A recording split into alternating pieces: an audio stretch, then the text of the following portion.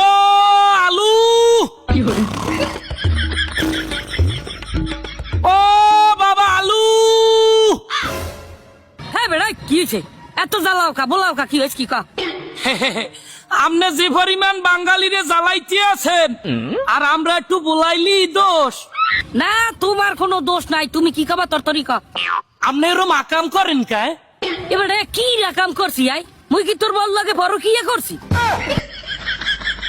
তবে ও আকাম না, আপনার মাসুক কাছে আতলেন কা? আবার কয় সেতলেন কা। এবারে কি রুম সেতছি আই? কিরকম চাচ্ছেন হেইয়া? না মানে এই যে 20-30 টাকা দামে গুনে আসুক লাভ দিয়ে 120 টাকায় উঠলেন, কাহিনী কি? আচ্ছা এ ডৌয়েলারের ভোগ দুনইতে মুই সেতলি তোকে সোহেবা যারকে ওরে সই দাওরা। কে আবার চাতলে কিডা? কে তোগো চোখ দুইটে দেখি দেহ না, তোগো চোখ দুইটে বাজে না। এবারে কাঁচা মরিচ দেই 1200 টাকা 1500 টাকা কেজি হইলে হেরবাল্লারের আন্ডা ডিম হ্যাঁ দেয় সোনার দামে বিক্রি করে।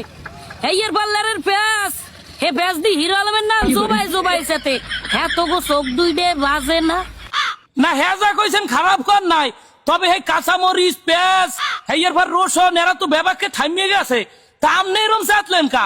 তাছাড়া আমি যতদূর জানি আমনের তো বাঙালি তরকারি হিসাবে যতটুকু সম্মান দেওয়া দরকার হ্যাঁ তো আমনের দেয়, তা আমনে বাঙালির লাগি হেমে রাকাম করেন কে?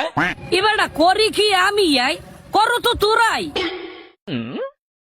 আমরা করি কিরমের? সিন্ডিকেট সিন্ডিকেট তোগো ব্যবসায়ীরা সিন্ডিকেট করে সবজি নিয়া, গরিবের রক্ত চষে আমাগো দাম বাড়াইয়া। না হেটা ঠিক আছে, ওই মাউগর ভরাই তো এই সমস্ত আকাম ওই হালাল খালারাই করে, বাঙালির রক্ত চুষে খায়। তা মামু আপনারা যদি এই রকমের দাপে দাপে এক একজনের পর আর একজন এরকম চেতে থাকেন তা বাঙালি চলবে কেমনে কেন? ওরে গঙ্গা বুঝো না কা, বাংলাদেশের বাজার ঘাটে সার্কাস একটা না একটা রাহাই লাগে। মনে করো কিছুদিন সার্কাস দাইবে কাঁচামরিচ, তারপর ডিম, তারপর পেঁয়াজ, ওরা সবাই হাঁপাই গেলে হেইকেলে দায়িত্বটা আমার ঘরে, হেইকেলে আমি সেতি। তা বাজার ঘাটে, বাংলাদেশের বাজার ঘাটে এরমের সার্কাস চালান লাগে।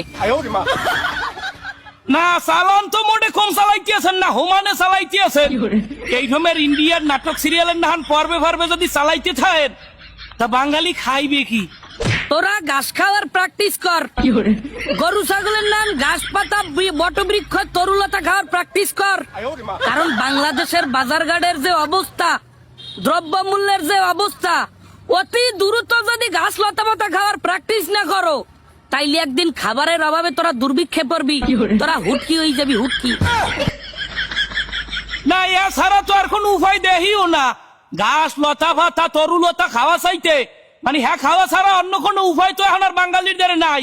আমরা সবজি, এই যে সবজি কাঁচামাল যে পরিমাণ সার্কাস দেখান হাতে তো ঘাস পাতা খাওয়া ছাড়া আর কোনো উপায় নাই। আবারটা হেইয়া কর যাইয়া হেইয়া করার মূল লাগে মেথাইতে হবি না, দাম আবার কমে গেলে এই খেলে আবার তোগুলাকে দেখা হইবে না।